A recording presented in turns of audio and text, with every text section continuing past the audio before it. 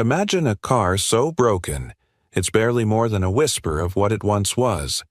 A '67 Stingray, hidden under layers of rust and secrets, left to rot in a small-town garage. But what if I told you its owner isn't who you think? A woman walks in, silver hair and a guarded smile, dropping off this wreck with one rule: no questions. Why? Because beneath the dents lies a story, a billionaire's past, a love lost in a crash, and a mystery even she's afraid to face. And the man fixing it? He's got ghosts of his own, ones he's buried in grease and steel for 20 years. What happens when two broken souls collide over a car that refuses to die? Stick around, because this isn't just a restoration, it's a revelation. If you're hooked on stories where kindness uncovers miracles and love rises from the ashes, hit that subscribe button down below. We're diving deep into this journey together, right here on Ten Kenqua Ban, and trust me, you won't want to miss a single turn of the wheel.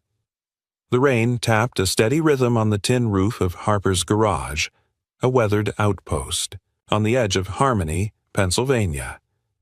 Nathan "Nate" Harper, 55 and graying at the temples, stood beneath the flickering glow of a single fluorescent bulb, wiping grease from his hands with a rag that had seen better days. The air smelled of oil and rust, a familiar comfort to a man who'd spent half his life coaxing broken machines back to life. Outside, the world blurred into a watercolor of dusk and drizzle, but inside, it was just Nate and the quiet hum of a life he'd settled into, one of solitude, routine, and echoes of a love long gone. He was about to lock up when the low rumble of an engine cut through the rain. Headlights pierced the gloom, and a car rolled into the gravel lot, its tires crunching like a sigh. Nate squinted through the streaked window. It was a Corvette, or what was left of one.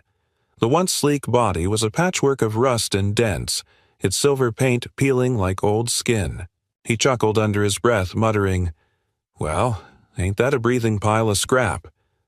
But something about it tugged at him, a whisper of beauty beneath the decay. The driver's door creaked open, and a woman stepped out, her figure framed by the storm. She wore a plain gray coat, damp at the shoulders, and carried herself with a quiet grace that didn't match the wreck she'd arrived in. As she approached, Nate pushed the door open, the bell above jingling faintly. Up close, she was older than he'd guessed. 60, maybe, with silver hair tucked under a scarf and eyes that held a depth he couldn't place. She stopped just inside, raindrops clinging to her lashes, and said, "I need this fixed. Make it run again. No questions, please." Her voice was soft but firm, like someone used to being heard. Nate raised an eyebrow, glancing past her to the Corvette. "That's a tall order, ma'am. She's seen better days. Decades, even. You sure you don't want something newer?" He meant it half as a joke, but her lips tightened and she shook her head. "It's not about new. It's about this one. Can you do it?" There was a plea buried in her words, one she didn't voice outright. Nate's hand stilled on the rag. He'd heard that tone before, 20 years ago when Ellen, his late wife, had begged him to fix her old pickup one last time before the cancer took her. He nodded slowly. "All right, I'll take a look. Name's Nate Harper, by the way." "Clara," she replied, hesitating as if the name felt foreign on her tongue. She didn't offer a last name, and Nate didn't press. She turned to leave, then paused, glancing back. "Thank you, Nate. I'll check in soon." With that, she disappeared into the rain, leaving the Corvette behind like a ghost she couldn't bear to face. Nate dragged the car inside, the tow chain clanking against the concrete floor. Under the harsh light, he saw more than just rust. There was history here. The leather seats were cracked but stitched with care, the dashboard scratched with faint initials he couldn't quite read. He ran a hand along the hood, feeling an odd pull, like the car was waiting to tell him something. "What's your story, huh?" he murmured, half to himself. He popped the driver's seat forward to check the floorboard, and that's when he saw it. A glint of silver caught in the shadows. Kneeling, he fished out a delicate necklace, its chain tangled but intact. A small pendant dangled from it, engraved with the words "To my light" in a script worn smooth by time. Nate held it up, the bulb overhead casting tiny reflections across the garage. It wasn't cheap trinket, it was personal, heavy with meaning. Clara's, no doubt. She'd dropped it, or maybe left it behind without knowing. For a moment, he pictured Ellen's face the way she'd beam when he'd fix something small, a toaster, a radio, just to see her smile. She'd called him her light, too, once. The memory stung, sharp and sweet, and Nate closed his fist around the necklace. He wouldn't pawn it or toss it in a drawer. He'd keep it safe, give it back when Clara returned. It was the least he, you see, could do for a stranger who'd trusted him with her wreck, and maybe, just maybe, something more. Outside, the rain softened to a whisper, and Nate stepped to the doorway, peering into the fading dusk. Clara's figure was long gone, but her presence lingered, woven into the mystery of the car and the weight of the necklace in his pocket. He didn't know why she'd chosen him, or why this battered Corvette mattered so much. But as he locked the garage and headed home to his quiet little house down the road, a flicker of curiosity stirred in him, something he hadn't felt in years. Back in the garage, the Corvette sat silent, its rusted frame glowing faintly under the dim bulb. It was more than a job now. It was a thread, thin and fragile, tying Nate to a woman named Clara, and to a story neither of them yet understood. Somewhere beneath the dust and ruin, there was light waiting to be uncovered, and for the first time in a long while, Nate wanted to find it. The next morning broke over Harmony with a hesitant sun, its rays slipping through the garage's grimy windows to dance across the Corvette's rusted hood. Nate Harper stood before it, coffee mug in one hand, the other tracing the jagged lines of decay that marred the car's once proud frame. He'd slept fitfully, the necklace in his pocket tugging at his thoughts like a half-remembered dream. It wasn't just a job anymore. This wreck had a soul, and he was determined to hear it whisper. He set the mug down on a workbench cluttered with wrenches and oil-stained rags, then pulled on his worn leather gloves. The Corvette groaned as he pried open the hood, revealing an engine caked in grime but oddly intact, as if someone had cared for it long ago. Nate whistled low. "You've been through hell, haven't you?" he said, his voice echoing in the empty garage. He started with the basics, draining old oil, checking spark plugs, each task a ritual that steadied him, like a prayer to the machines he'd always understood better than people. As he worked, he noticed the scratches, not random nicks, but deliberate marks etched into the dashboard's faded wood. He leaned closer, squinting under the fluorescent light. The letters JAMES emerged, faint but unmistakable, carved with a knife or a key by a hand that had trembled, or loved. Nate's chest tightened. A name, a story. He thought of Clara's eyes, the way they'd flickered with something unspoken when she'd dropped off the car. Was James hers? A husband? A child? He shook his head, pushing the questions down. She'd said no questions, and he'd honor that, for now. The bell above the door jingled, startling him. Clara stepped in, carrying a small tin box that smelled faintly of cinnamon and butter. Her scarf was gone today, silver hair falling softly around her shoulders, and she wore a sweater that looked too big, like it belonged to someone else. "Morning, Nate," she said, her voice warmer than the day before. "I brought something. A thank you." Nate wiped his hands on his jeans and took the tin, popping it open to reveal a stack of homemade snickerdoodles. The scent hit him like a memory. Ellen used to bake them on rainy Sundays, filling their little house with sweetness. "You didn't have to," he said, offering a crooked smile. "But I'm not complaining. Been a while since I had anything this good." Clara's lips curved, a small victory against the sadness that clung to her. "It's nothing fancy. Just something to keep you going while you wrestle with that beast." She nodded toward the Corvette, her gaze lingering on it a beat too long. They stood there, the silence stretching comfortably between them. Nate gestured to a stool by the workbench. "Take a load off if you want. I was just getting started. She's a fighter, this one. Got more life in her than she looks." Clara hesitated, then sat, folding her hands in her lap. She watched him work, her presence quiet but steady, like a shadow that didn't demand attention. "Ever driven one of these?" Nate asked, loosening a bolt. "Corvettes, I mean. Back in their prime, they were something else." Clara's eyes softened. "Once or twice, a long time ago. They're loud, aren't they? Like they're shouting at the world." Nate chuckled. "That's one way to put it. Ellen, my wife, she loved the sound. Said it made her feel alive. We'd take her old Chevy out sometimes just to hear it roar." He didn't know why he'd said it, but Clara didn't flinch. She tilted her head, listening. "Ellen sounds like she was special," she said gently. "She was." Nate's voice dipped, rough around the edges. "Gone 20 years now. Cancer. But yeah, she was special." He glanced at Clara, expecting her to change the subject, but she didn't. "Time doesn't make it easier, does it?" she said, almost to herself. "You just learn to carry it." Nate nodded, surprised by how her words landed. Soft, but heavy with truth.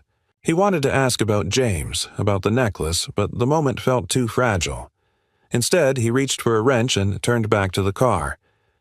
"Let's see if we can get this old girl to sing again." He fiddled with the dashboard, brushing dust from a small panel when his fingers grazed a hidden catch. A faint click, and an old radio flickered to life, static crackling before settling into a melody. Frank Sinatra's "The Way You Look Tonight." The notes filled the garage warm and haunting, and Clara froze. Her hands clenched in her lap and her breath hitched. Before Nate could say anything, tears spilled down her cheeks, silent but unstoppable. "Clara!" he started, stepping toward her, but she stood abruptly, the stool scraping against the floor. "I'm sorry," she whispered, her voice breaking. I need to go." She fled, the tin of cookies still open on the bench, the song trailing after her like a ghost. Nate stood there, stunned, the wrench slipping from his hand to clatter on the concrete. The radio played on, Sinatra's voice weaving through the air, and he saw it again. Those scratches, James, glowing, faintly in the light. Clara hadn't just left a car with him. She'd left a piece of her past, raw and bleeding, and he'd stumbled right into it. He turned off the radio, the silence rushing back like a tide. The necklace in his pocket felt heavier now, a key, too, something he didn't yet understand. Clara was running from more than a song. She was running from a wound, and Nate, for reasons he couldn't name, wanted to help her face it. Not because he had to, but because something in her quiet strength, her broken edges, called to the part of him that still believed in fixing what was lost. Outside, the sun climbed higher, casting long shadows across the Corvette. Nate picked up a cookie, took a bite, and tasted cinnamon, and maybe, just maybe, a chance at something new. The garage felt emptier after Clara's sudden departure, the silence thicker than the dust settling on the Corvette's hood. Nate Harper stood by the workbench, staring at the open tin of snickerdoodles, their cinnamon scent mingling with the oil and metal of his world. The echo of Sinatra's voice lingered in his mind, a melody that had unlatched something in Clara, something she wasn't ready to face. He didn't know her story, not yet, but he knew that look, the way grief could hide behind a steady gaze until a single note cracked it open. Outside, the sun had burned off the morning haze, leaving harmony bathed in a golden glow. Nate picked up his wrench, determined to keep working. The Corvette wasn't just a job now. It was a bridge, fragile but real, between him and the woman who'd left her tears behind. He tightened a bolt, then paused, running his thumb over the scratched JAMES on the dashboard. "Whoever you were," he murmured. "You're still holding her tight." Days passed, and Clara didn't return. Nate threw himself into the car, stripping rusted parts, sanding rough edges, each task a quiet promise to see it through. He'd catch himself glancing at the door, half expecting the bell to jingle, but it stayed silent. The necklace sat in his pocket, a small weight he couldn't ignore. He'd meant to give it back that day, but now it felt like a tether, a reason for her to come back. On the fourth afternoon, the bell finally rang. Nate looked up, his heart giving a small, unexpected lurch. Clara stepped inside, her gray coat swapped for a navy sweater, her silver hair loose and catching the light. She carried no tin this time, just a faint smile that didn't quite reach her eyes. "I owe you an apology," she said, her voice steady but soft. "I didn't mean to run off like that." Nate set down his rag, wiping his hands on his jeans. "No apology needed.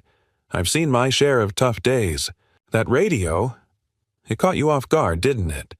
She nodded, stepping closer to the Corvette. "It was his song. Our song. I wasn't ready to hear it." She didn't say James, but Nate heard the name in the spaces between her words. He pulled the stool out for her, the same one she'd sat on before. "Take a seat if you want. I've been keeping her company." Clara sat, her hands folding in her lap like a habit. She watched him work, the clank of tools filling the quiet. After a while, Nate broke the silence. "Ellen, my wife, she had a song, too. Moon River. Used to play it on this old record player we had. I couldn't listen to it for years after. She passed." Clara's gaze met his, a flicker of understanding passing between them. "What changed?" she asked. "Time, mostly, and fixing things." He gestured to the garage. "Keeps my hands busy, my head quiet. You ever find something like that?" She looked at the Corvette, her fingers brushing the air above its fender. "I used to. With him. We'd drive for hours, no place to be, just the road and us. After he was gone, I stopped.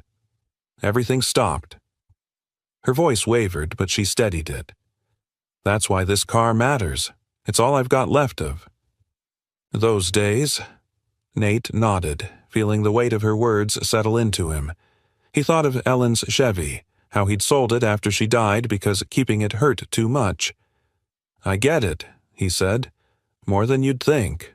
They fell into an easy rhythm after that, Clara watching, Nate working, their silences punctuated by small talk about the weather, the town, anything but the past. She didn't cry again, and he didn't push. But as the afternoon wore on, something shifted. Clara stood, stepping closer to the car. "Can I help?" she asked almost shyly. "Nothing big, just something to do." Nate grinned, surprised. "Sure. How about wiping down that fender? Got a clean rag right here." He handed her one and she took it, her movements careful but sure. They worked side by side, the Corvette between them like a shared secret. She laughed once, a small, rusty sound, when he smudged grease on his cheek and he wiped it off, chuckling. "See? You're a natural." She smiled, a real one this time, and reached for the dashboard to steady herself. Her fingers brushed the carved James, and Nate saw her tense, her breath catching. He acted on instinct, stepping in. "Here, let me—" He grabbed a can of polish, but his elbow knocked it over, oil spilling across the concrete. Clara gasped, then laughed again, louder as they both scrambled for rags. "Nice save," she teased, her eyes bright with something new. Life, maybe. Nate laughed too, the sound echoing in the garage. They mopped up the mess, knees brushing as they knelt, and when they stood, Clara's hand lingered near the dashboard. She traced the JAMES with a trembling finger, her voice barely a whisper. He'd like this, seeing it come back. Nate froze, caught off guard by the rawness of it. Before he could respond, she looked at him, her eyes glistening but steady. "You're good at this, Nate. Not just the car, the rest of it." She didn't explain, but he knew. Knew she meant. The space he'd given her, the quiet way he'd let her be. He swallowed, nodding. I try. Sometimes that's all we've got. He reached into his pocket, pulling out the necklace. Found this, by the way. Figured it's yours. Clara's breath hitched as she took it, her fingers closing around the pendant. Thank you, she whispered, clutching it to her chest. She didn't leave this time. She stayed, watching him work until the sun dipped low, painting the garage in shades of amber. And Nate felt it. A spark, faint but real, flickering in the shadows. They'd both carried too long. The days grew shorter in harmony, the late October air carrying a crisp edge that settled into the bones of Nate Harper's garage. He'd grown used to Clara's visits now, her quiet presence a steady hum beneath the clatter of his tools. The Corvette was taking shape.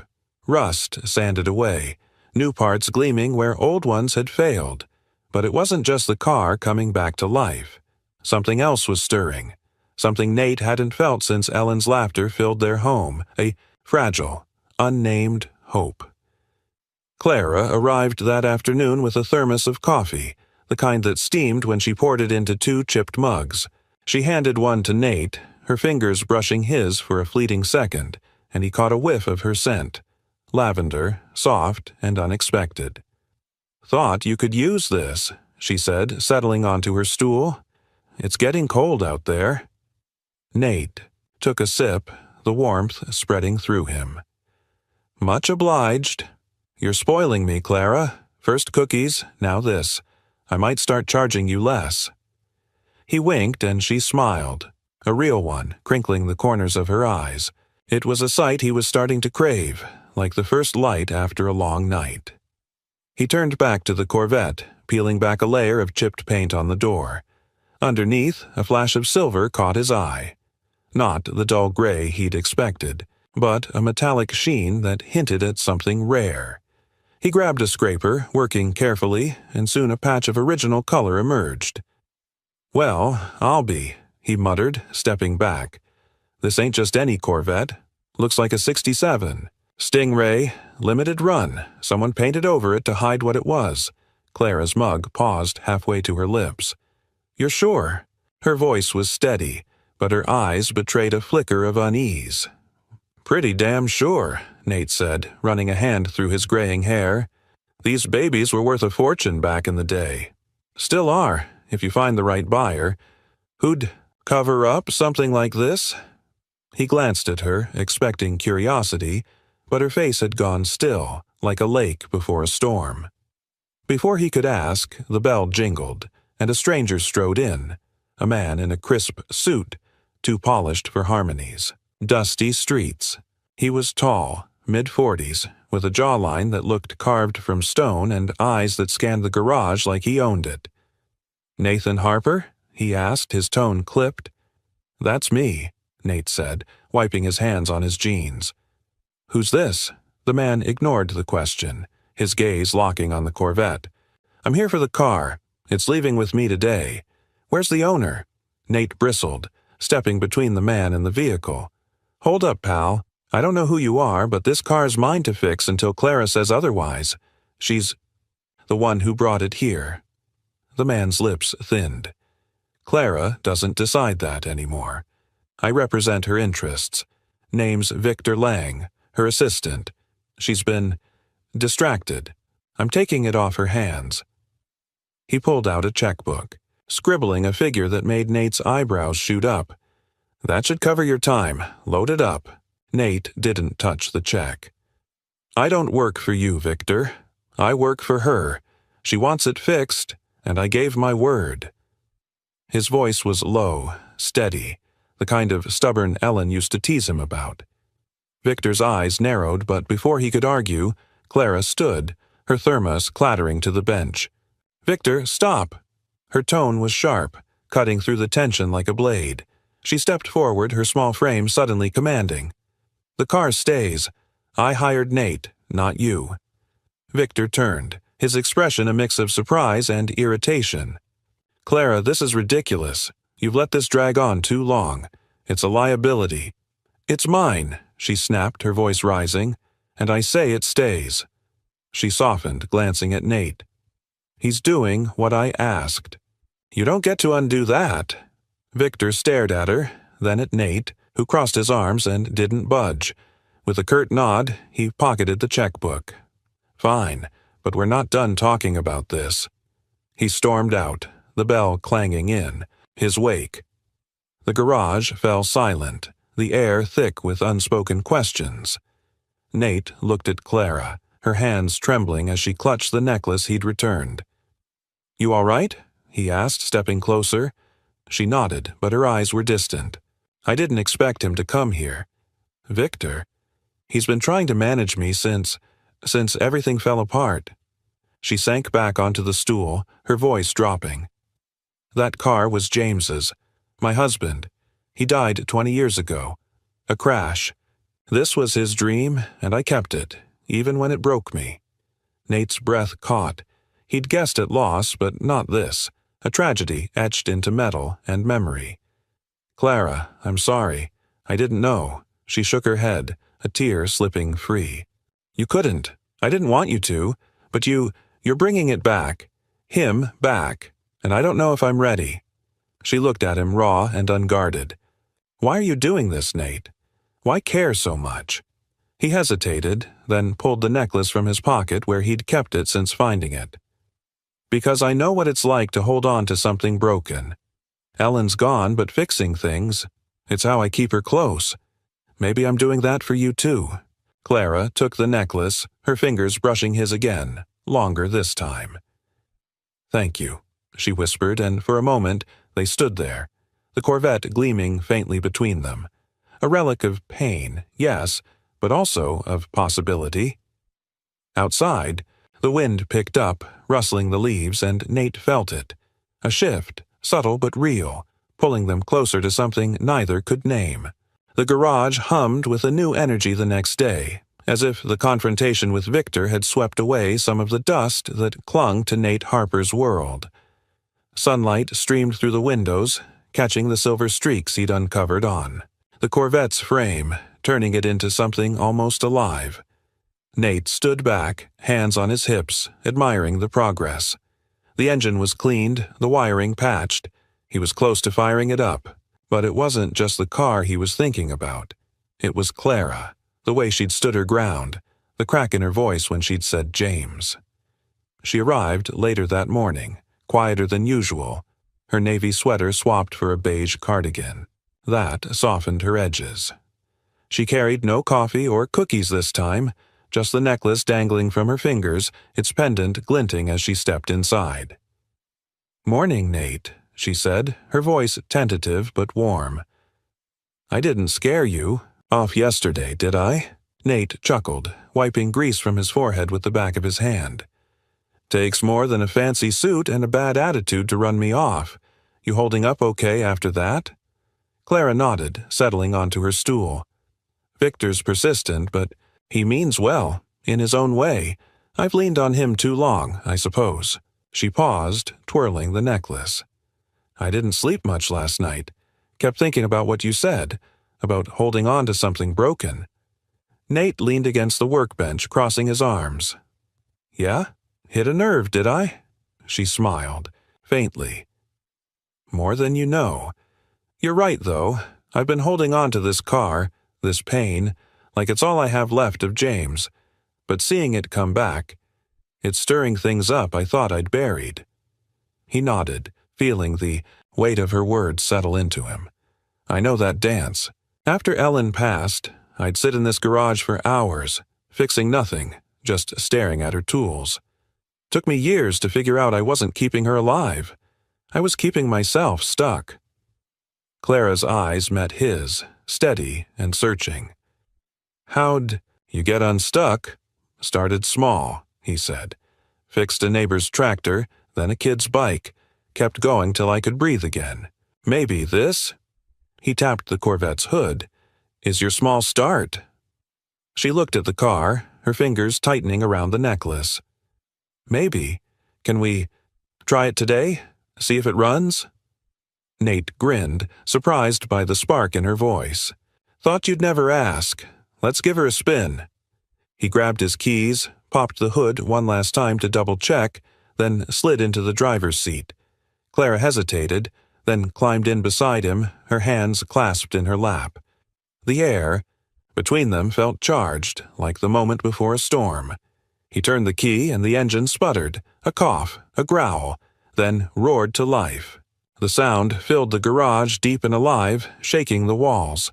Clara's breath caught, her eyes widening. "It's really running," she whispered almost to herself. "Told you she's a fighter," Nate said, revving it once for good measure. "Want to take her out? Just around the lot?" Clara nodded, a flicker of excitement breaking through her reserve. Nate eased the Corvette forward, the gravel crunching under the tires as they rolled into the sunlight. The car purred, smoother than he'd expected, and for a moment they just sat there, letting it breathe. Clara's hand rested on the dashboard, her fingers brushing the scratched James. "He'd love this," she said, her voice thick. "We used to drive up the coast, windows down, no plan, just free." Nate glanced at her, seeing the girl she must have been, wild-haired, laughing, alive. "Sounds like good days," he said. "Ellen and I had those too. She'd sing off-key. To the radio, make me pull over just to dance in the dirt." Clara laughed, a soft, rusty sound.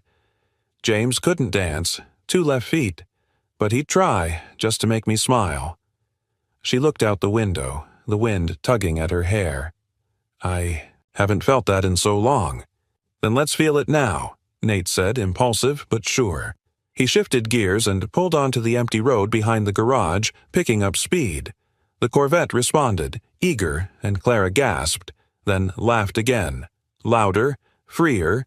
The trees blurred past, the engine's roar a heartbeat they could both feel. But the joy shattered in an instant. A loud thunk jolted the car, and the steering wheel jerked in Nate's hands. "Hold on!" he shouted, slamming the brakes as a tire broke free, bouncing wildly across the road. The Corvette skidded to a stop, tilting awkwardly, and rain began to fall. Soft at first, then a downpour, drumming on the roof.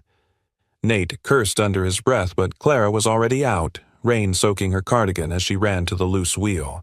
"We can fix it," she called, her voice bright with adrenaline.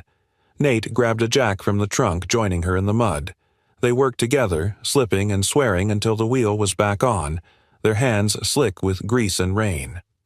When they climbed back inside, drenched and breathless, Clara looked at him, her face alive in a way he hadn't seen.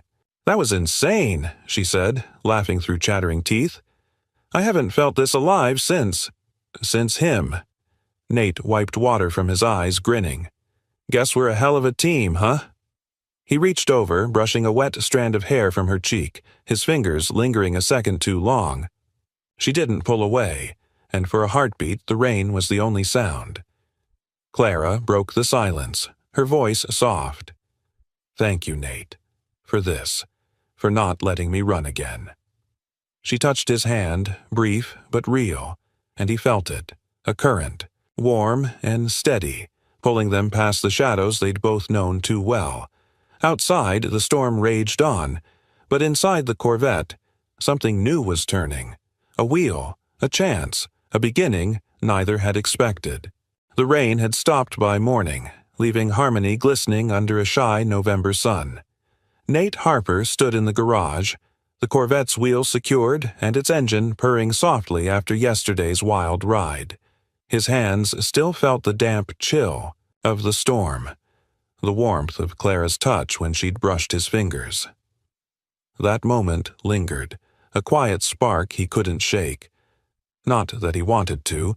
For the first time in years, the garage didn't feel like a tomb. It felt like a place where something might grow. Clara didn't come early that day, and Nate busied himself with the car, polishing the silver patches he'd uncovered, each stroke revealing more of its past glory. He was lost in the rhythm when the bell jingled, sharper than usual. He turned, expecting her smile, but it was Victor Lang again. Suit pristine, jaw tight, a man who carried authority like a weapon. "Harper," Victor said, stepping inside without invitation. "We need to talk." Nate set down his rag, wiping, his hands on his jeans. "Thought Clara made herself clear last time. Car stays till she says otherwise." Victor's eyes narrowed, cold and calculating. "This isn't about the car. It's about her. You're meddling in things you don't understand." He pulled a folded newspaper from his briefcase, tossing it onto the workbench. The headline screamed in faded ink, "Tech Mogul's Widow. Retreats after fatal crash. Clara Grayson's empire in limbo." Below it, a photo of a younger Clara, poised and polished, stood beside a wrecked car. Not the Corvette, but something else. Nate's stomach twisted. He scanned the date, 20 years old, and the words, "James Grayson, 42, killed in high-speed collision." "What's this?" he asked, voice low. "Her life," Victor said, his tone clipped. "Or what's left of it. Clara was a billionaire, still is, technically. Built a tech fortune with James, then walked away when he died. I've been holding it together since, keeping her safe, keeping her sane. And now you're dragging her back into this mess with that damn car." Nate's fingers tightened on the paper. "I'm fixing what she asked me to fix." "That's it." Victor stepped closer, his voice dropping. "You think you're helping her. She's fragile, Harper. That Corvette's a trigger. Every scratch, every mile. James died chasing speed and she blames herself. You're not fixing anything. You're reopening wounds." The words hit Nate like a punch. He thought of Clara's tears, the way she'd laughed in the rain. Alive, not broken. "She's stronger than you think," he said, meeting Victor's gaze. "And I'm not the one trying to control her." Victor's lip curled. "You're a mechanic, not a therapist. Stay in your lane." He turned to leave, then paused. "She's coming apart. If you care about her, you'll let this go." The bell clanged as he exited, leaving the newspaper behind like a stain. Nate stood frozen, the article trembling in his hands. Clara Grayson, a name that carried weight he hadn't guessed. He pictured her in that beige cardigan, not a mogul's widow, but a woman who baked cookies and laughed in the mud. Was Victor right? Was he pushing her too far? The doubt gnawed at him, sharp and unfamiliar. When Clara arrived an hour later, thermos in hand, Nate's chest tightened. She looked lighter today, her silver hair tied back, a faint flush in her cheeks. "Afternoon, Nate," she said, pouring. "Coffee." "Miss me?" He forced a smile, but it didn't reach his eyes. "Always. Got the wheel squared away. Should be good to go." He hesitated, then slid the newspaper across the bench. Victor dropped by. "Left this." Clara's face drained of color as she saw the headline. Her thermos slipped, coffee splashing onto the floor, and she grabbed the paper with shaking hands. "He had no right," she whispered, her voice raw. "No right to bring this here." Nate stepped closer, unsure. "Clara, I didn't ask for it. He's worried about you. Says I'm hurting you, keeping this car around." She looked up, eyes blazing through tears. "He's wrong. He's been wrong for years. Victor thinks he's protecting me, but he's trapping me, keeping me in that moment, that crash." She crumpled the paper, tossing it aside. James loved this car. It wasn't the one that killed him. It was his dream, our dream. I let it rot because I couldn't face it. But you— She stopped, breathing hard. "You're giving it back to me." Nate's throat tightened. "I don't want to push you somewhere you're not ready to go." "You're not," she said, stepping toward him. "You're pulling me out. I was drowning, Nate, and I didn't even know it till you started this." She touched his arm, her fingers firm. "Don't stop. Please." He searched her face, seeing the strength he'd glimpsed in the rain, the woman who'd fought Victor, and won. "All right," he said, voice rough. "We'll keep going. Together." Clara nodded, a tear slipping free, but she smiled, a small, fierce thing. Nate grabbed a rag, kneeling to clean the spilled coffee, and she joined him, their hands brushing as they worked. The garage felt smaller, warmer, the Corvette a silent witness to a promise neither had spoken aloud. Outside, the sun dipped low, casting long shadows across the floor. Victor's words echoed, but Nate pushed them down. Clara wasn't breaking. She was rising, and he'd be damned if he let anyone, even himself, pull her back into the dark. The air in Harmony carried a bite now, November's chill settling into the earth as the days shrank. Nate Harper stood outside the garage, the Corvette idling beside him, its silver frame catching the last rays of a fading sun. The engine purred, steady and strong, a testament to weeks of work, and something more. Clara's words from yesterday echoed in his mind. "You're pulling me out." He hadn't known how much he needed to hear that, how much he'd been drowning too, until she'd said it. She arrived just as the sky turned amber, her beige cardigan swapped for a wool coat, the necklace glinting at her throat. "Ready?" she asked, her voice light but laced with something deeper. Anticipation, maybe, or resolve. Nate grinned, patting the hood. "She's been waiting. Thought we'd take her out for real this time. No breakdowns, no rain. Just a drive." He opened the passenger door, a small gesture that felt bigger somehow, and Clara slid in, her smile soft but real. He took the driver's seat, easing the Corvette onto the road that wound past Harmony's quiet streets. The engine growled, a low rumble that vibrated through them, and Clara leaned back, her eyes half closed. "It's like I remember," she said, almost to herself. "The sound, the feel." James would have pushed it faster, though. He loved the thrill. Nate glanced at her, the wind tugging at her silver hair through the cracked window. "You miss that? The speed?" She thought for a moment, then shook her head. "Not anymore. I used to, back when it was us against the world. Now, I just want this. Quiet. Steady." She looked at him, her gaze warm. Safe. The word hung between them, heavy with trust. Nate kept the pace even, guiding the car past fields of browning grass and skeletal trees. They drove in companionable silence, the kind that didn't need filling until Clara pointed ahead. "Turn there. I want to show you something." He followed her lead, steering onto a narrow lane that dipped toward a wide, open meadow. The sun was sinking fast, painting the horizon in streaks of gold and pink. Nate pulled over, cutting the engine, and the stillness rushed in, broken only by the rustle of leaves. Clara stepped out, motioning for him to follow, and they walked to the edge of the field, where wildflowers clung stubbornly to life. "This was our spot," she said, her voice soft. "James and we'd stop here after long drives, just sit, and watch the sun go down. Said we'd build a house someday, right over there." She pointed to a rise in the distance, her hand steady. "Never did, of course. Life got in the way." Nate stood beside her, hands in his pockets, the necklace's weight a faint memory against his thigh. "It's beautiful," he said. "Peaceful. I can see why you'd pick it." Clara nodded, wrapping her arms around herself. "After he died, I couldn't come back. Too many ghosts. But today, it feels different. Like I'm not running from them anymore." She turned to him, her eyes bright in the dusk. "You did that, Nate.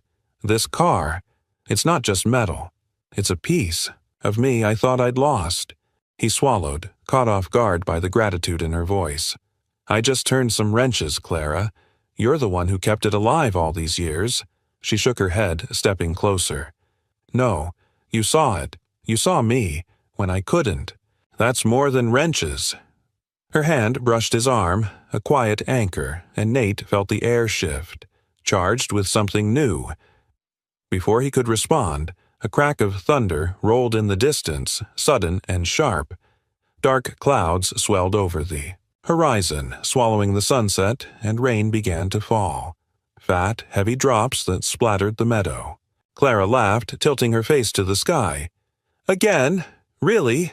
Nate grabbed her hand, tugging her toward the car. Come on, let's not tempt fate twice. They ran, stumbling over wet grass, and piled into the Corvette just as the storm broke loose. The rain hammered the roof, a wild drumbeat, and they sat there, breathless and soaked, laughter spilling out like it hadn't in years. Clara wiped water from her eyes, her coat dripping onto the seat. James would have loved this, too, the chaos of it. He'd say it's the universe keeping us on our toes. Nate chuckled, shaking rain from his hair. Ellen would have hated it. She'd be yelling at me to fix the wipers already. He paused, then added, But she'd like you, the way you take it all in stride. Clara's smile softened. I'd have liked her too. She sounds like she kept you honest. She did, he said, his voice rough with memory. Still does, in a way. The rain slowed, a gentle patter now, and Clara reached across the seat, her hand finding his. Thank you, Nate, for this, for bringing me here. I didn't know I needed it till now.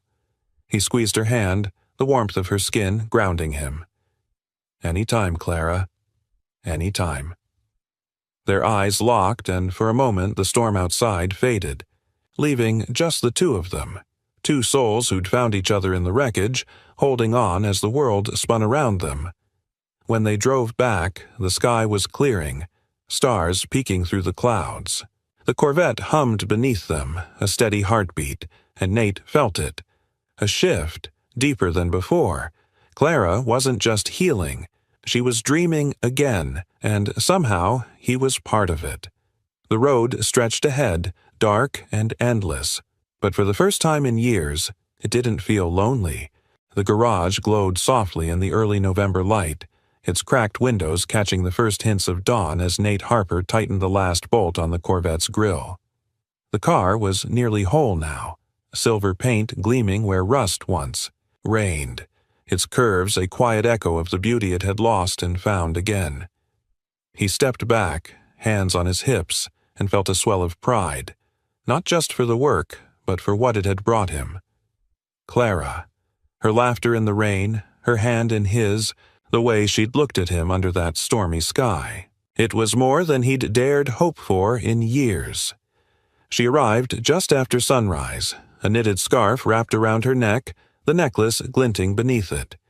Her cheeks were flushed from the cold, and she carried a paper bag that smelled of fresh bread. "Morning, Nate," she said, her voice bright. "I stopped by the bakery. Figured we'd earned a treat." Nate grinned, taking the bag and peering inside, 2 warm loaves still steaming. "You're gonna make me fat, Clara. But I'll risk it." He pulled a stool over for her, and they sat by the workbench breaking the bread apart, crumbs scattering like confetti. The simple act felt sacred, a ritual born of days spent together, piecing the Corvette and themselves back into something whole. "How's she looking?" Clara asked, nodding toward the car. "Like a dream," Nate said, brushing flour from his hands. "She's ready to roll, really roll. I was thinking, maybe we could do something with her. Not just drive, something bigger." Clara tilted her head, curious. "Bigger how?" Nate hesitated, the idea still raw in his mind. "Back when Ellen was alive, we talked about starting a program, teaching kids how to fix cars, give them a trade, a purpose. Never got around to it. But this," he gestured to the Corvette, "it's got me thinking. We could use the garage, maybe even her, to make it happen. For James, too. A way to keep his spirit moving."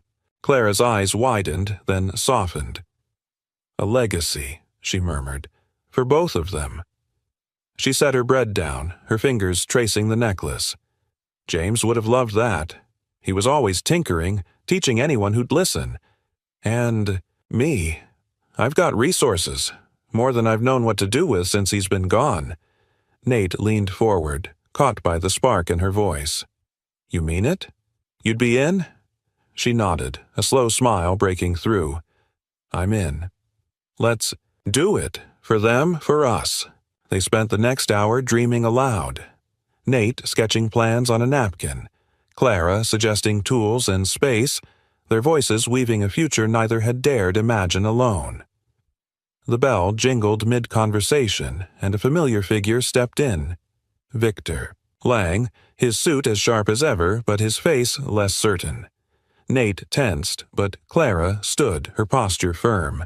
"Victor," she said, "if you're here to fight about the car again—" "I'm not," he cut in, raising a hand. "I'm here to apologize. To both of you." He glanced at Nate, then back to Clara. "I was wrong. About the car. About you. I thought I was protecting you, but I was holding you back. I saw the article got to you and I panicked. I'm sorry." Nate blinked, caught off guard. Clara softened, but her voice stayed steady. "You've been my rock, Victor. But I don't need a cage anymore. I'm finding my way, thanks to this." She gestured to the garage to Nate. Victor nodded, a rare crack in his armor showing. "I see that now. James was my friend too. Losing him broke us both. I didn't want to lose you to this." He pulled an envelope from his briefcase, handing it to her. "It's the deed to the old warehouse on Pine Street. Been sitting empty since the company folded. If you're serious about this project, it's yours." Clara took it, her breath catching. "Victor, this is a start," he finished. "You're not the only one who's been stuck." He turned to Nate, offering a nod. "Take care of her, Harper. She's tougher than she looks." Nate returned the nod, a silent truce. "Always." Victor left, the bell ringing out his exit, and Clara sank back onto the stool, the envelope trembling in her hands. "I can't believe it," she said, tears brimming. "He's giving us a chance, a real one." Nate knelt beside her, his hand resting on hers. "We're giving it to ourselves, Clara. You, me, James, Ellen. This is ours." She looked at him, her eyes shining, and leaned forward, pressing her forehead to his. It wasn't a kiss, not yet, but it was close. A promise, a shared breath. In the quiet dawn, they spent the day planning, Clara pulling strings from a past life Nate could barely fathom, calls to old contacts, sketches of a workshop. She even tied an apron over her coat, baking more bread in the garage's tiny kitchenette while Nate hauled tools. A neighbor kid, Tommy, wandered in, wide-eyed at the Corvette, and Nate handed him a wrench, showing him how to tighten a bolt. Clara watched, laughing as Tommy beamed and whispered, "It's starting already." By evening, the garage felt alive. Bread on the bench, plans on the table, Tommy chattering about engines. Clara stood beside Nate, her shoulder brushing his, and said, "I didn't know I could feel this again. Hope, purpose. You gave me that." Nate smiled, his voice low. "You gave it right back." Outside, the sun dipped below the horizon, but inside, a new light burned, steady, warm, and growing. A year had passed since that first rain-soaked day, and Harmony buzzed with a quiet vitality Nate Harper hadn't seen in decades. The old warehouse on Pine Street, once a hollow shell, now stood transformed, a workshop alive with the clatter of tools, the laughter of kids, and the steady hum of engines. Grayson Harper Garage read the sign above the door, painted in bold silver letters that caught the late autumn sun.